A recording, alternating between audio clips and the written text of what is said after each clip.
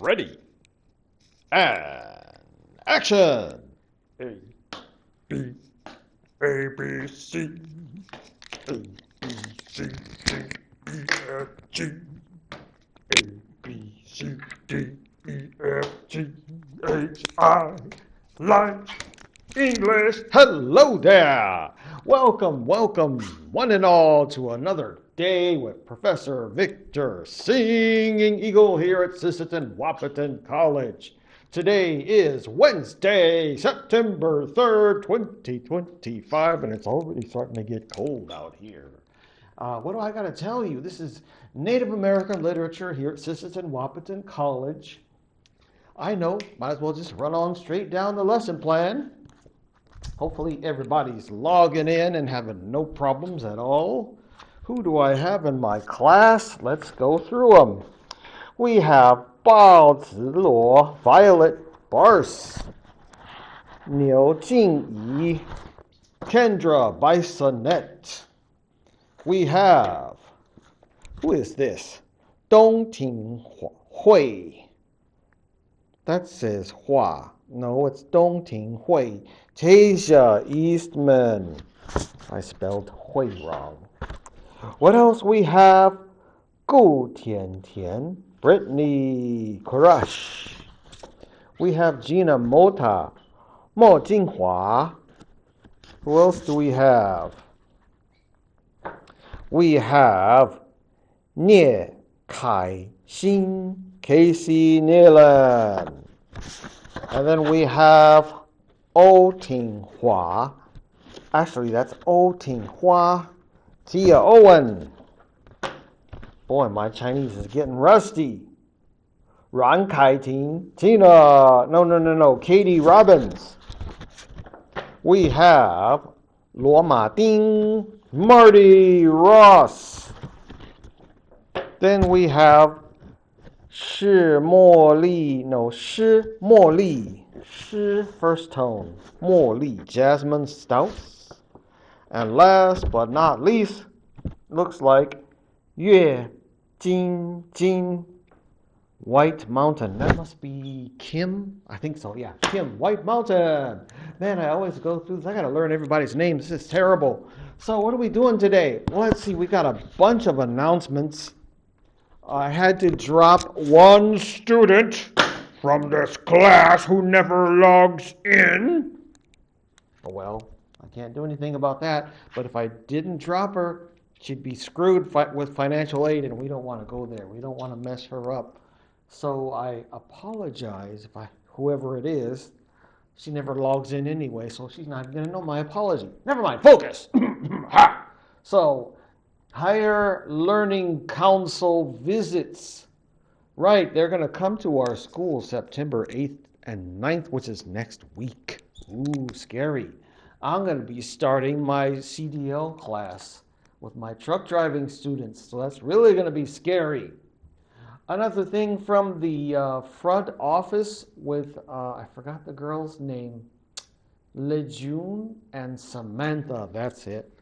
They have some goodie bags up there for students, so go up there to the front office and grab your bag. Spring registration for next semester advising, which is probably going to be changed, is October 27th to the 31st from 9 a.m. to 1600, which is 4 p.m. What is VMYC stuff? I'm going to take this off. This is my gut buster because I have a big old belly. And it's starting to get uncomfortable. VMYC has something to do with young people. Let's just go over here and look it up, shall we?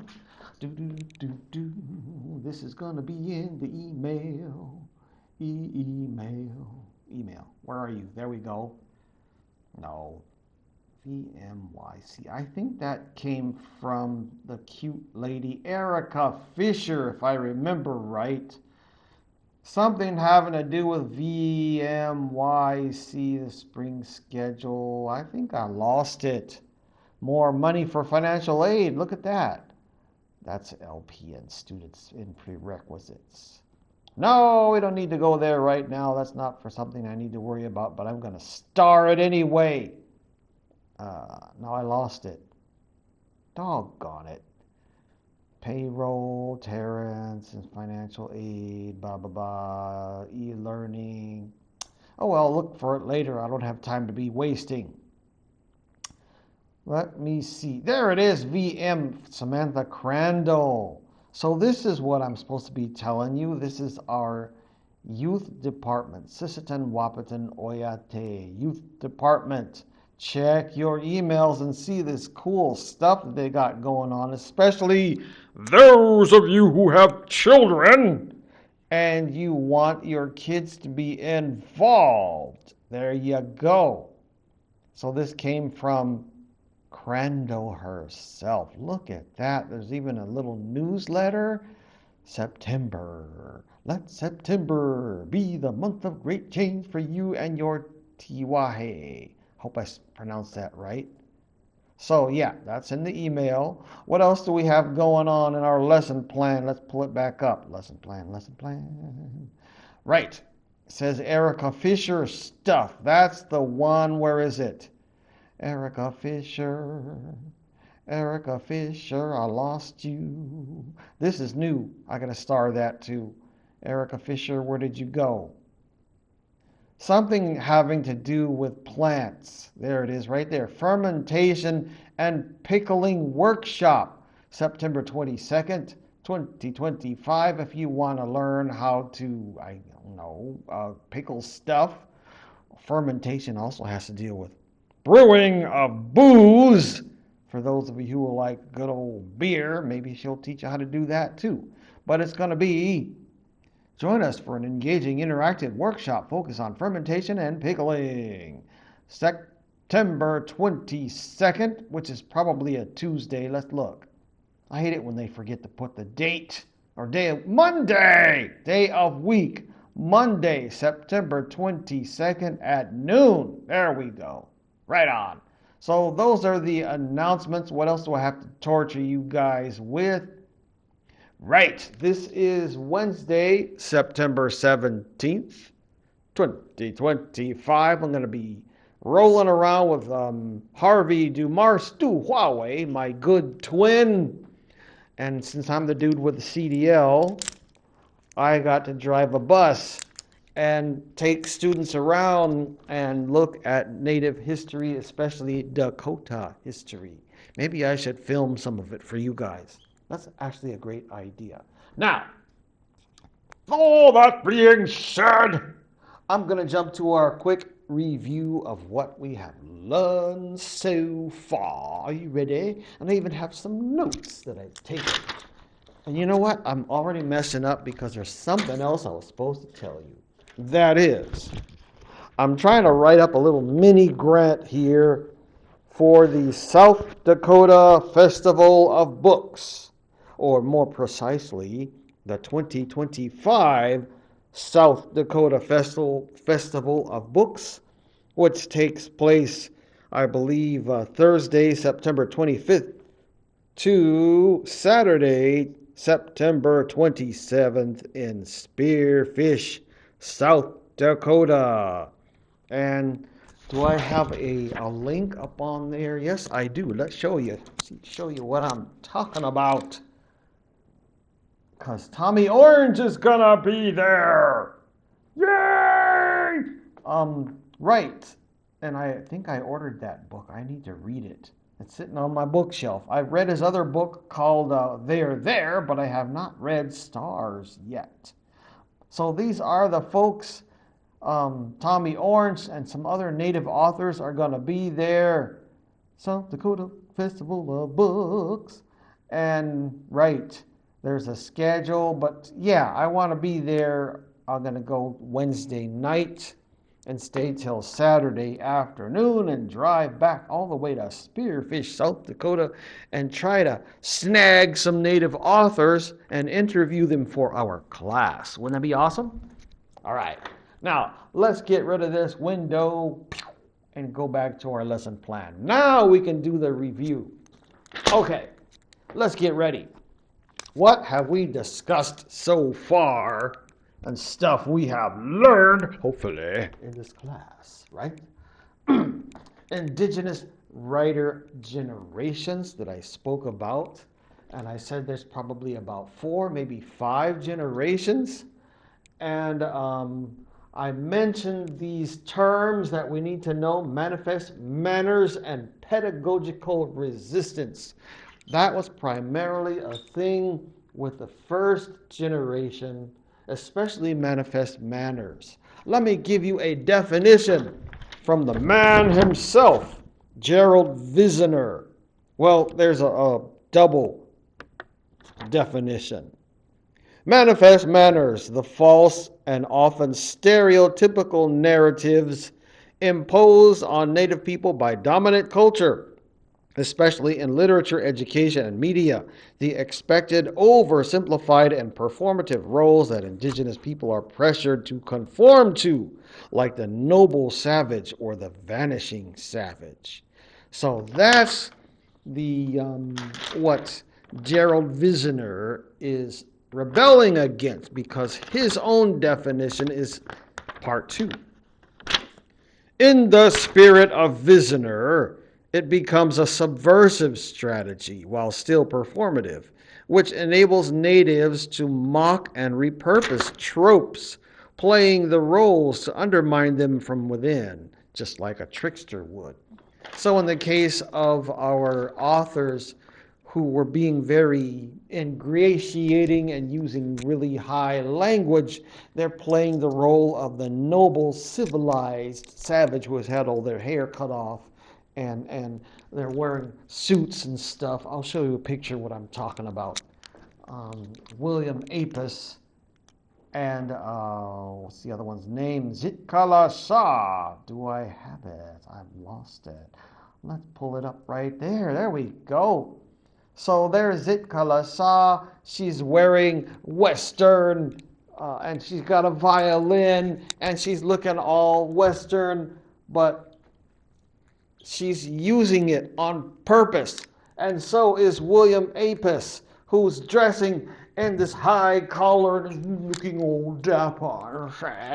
In the 18th century, they're adopting non-native fashion, and they're turning it against the oppressors in a polite way, but also in a slightly tongue-in-cheek and almost a mocking way if you really read deeply into their writings, which we will get into.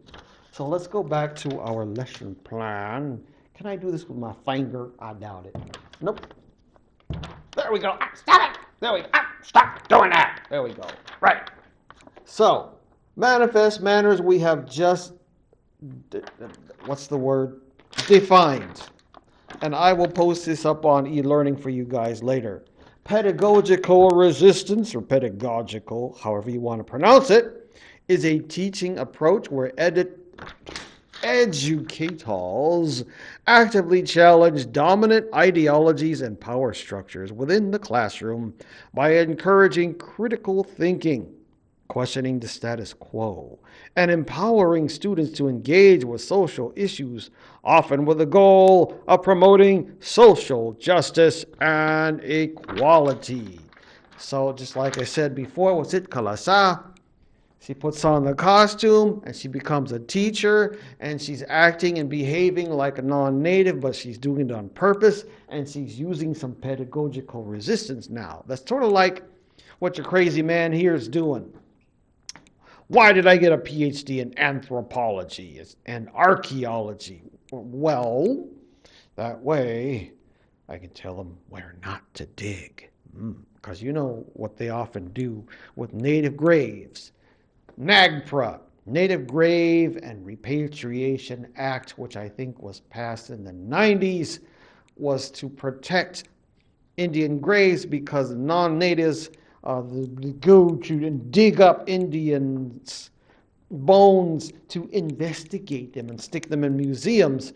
Well, if you get a native who gets a degree in archaeology, I can kind of say, hey, don't dig there.